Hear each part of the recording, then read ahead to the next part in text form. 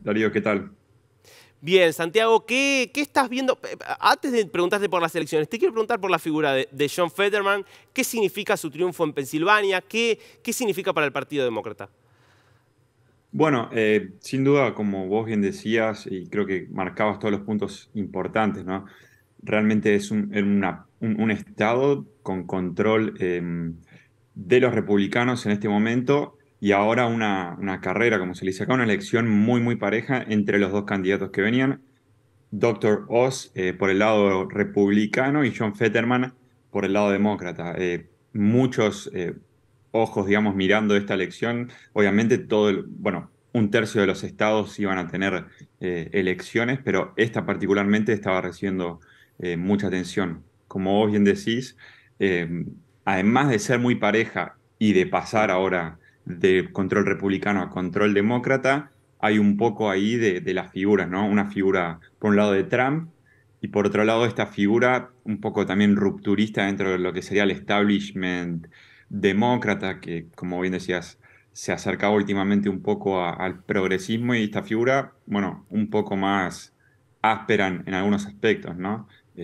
Su physique du rol, como marcabas, algunas posiciones que tiene en términos de seguridad y demás, pero bueno, sobre todo muy importante cómo va a afectar el equilibrio en el Senado. Todavía falta cerrar algunas elecciones, pero podría llegar a ser una figura muy definitiva. Hmm.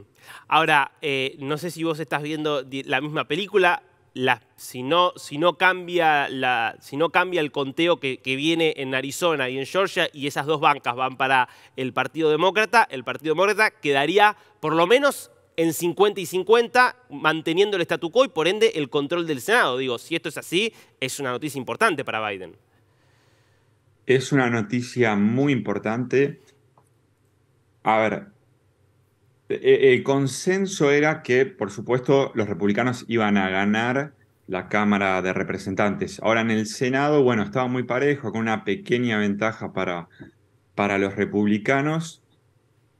Cuando empieza el conteo ayer a la noche, en Georgia, en Arizona, arrancan arriba los candidatos republicanos. Entonces parecía por un par de horas que el Senado también se iba a ir para los republicanos. A medida que avanzaban las horas, por ejemplo, la carrera de Georgia termina muy, muy pareja. Obviamente todavía se están contando los votos, pero es muy importante si Biden efectivamente mantiene el control del Senado, ¿no? No es lo mismo perder las dos cámaras Hmm. que tener la mayoría en el Senado, sobre todo, porque le evitaría tener que recurrir a vetos constantes, por ejemplo, si la oposición quiere empujar legislación, ¿no?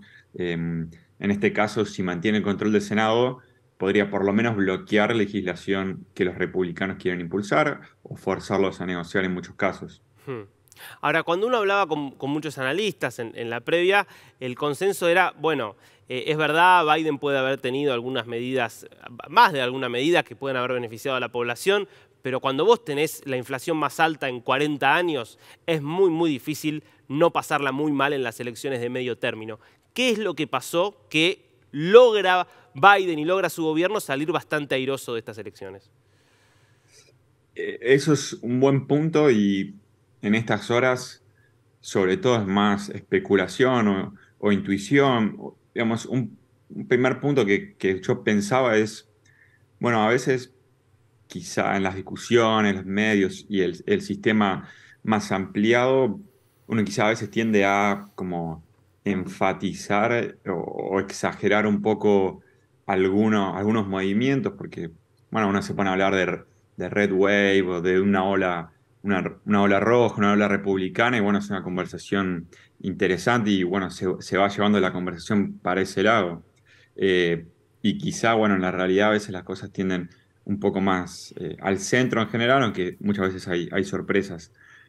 Después, bueno, el tema de la inflación sin duda es muy importante.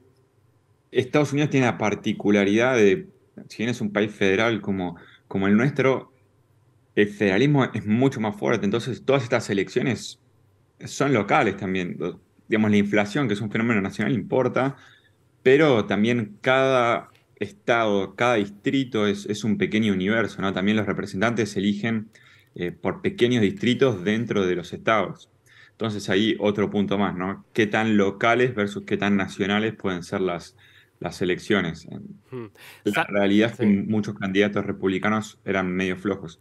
Finalmente, un último punto podría marcar que el tema del aborto, quizá, y la Corte Mm. Suprema, ¿no? La Corte Suprema tiró el aborto para atrás, y eso puede haber afectado muy fuertemente la posición republicana en este último mes. Claro. Te hago una última pregunta, Santiago. Trump había planteado esta elección como el trampolín definitivo pareciera para lanzar su candidatura para 2024. ¿Cómo queda esa aspiración de Trump después de este resultado? Bueno, eso es una gran pregunta y un punto muy importante. Uno de los primeros consensos o comentarios que surge después de la elección es, bueno, Trump queda debilitado, evidentemente, porque los republicanos no le fue tan bien como se esperaba, pero Ron DeSantis, el gobernador de Florida, que es quizá el mayor retador de Trump Mm. para liderar el Partido Demócrata, perdón, republicano y ser candidato a presidente en el 2024, le fue excelentemente bien. Entonces, bueno, los candidatos de Trump pierden, Ron DeSantis le va excelentemente bien, entonces ahí la fuerza relativa se desajusta o se ajusta en favor de DeSantis y en contra de Trump. Trump veremos qué es lo que dice ahora, pero el Claro, consenso es más negativo para Trump. claro.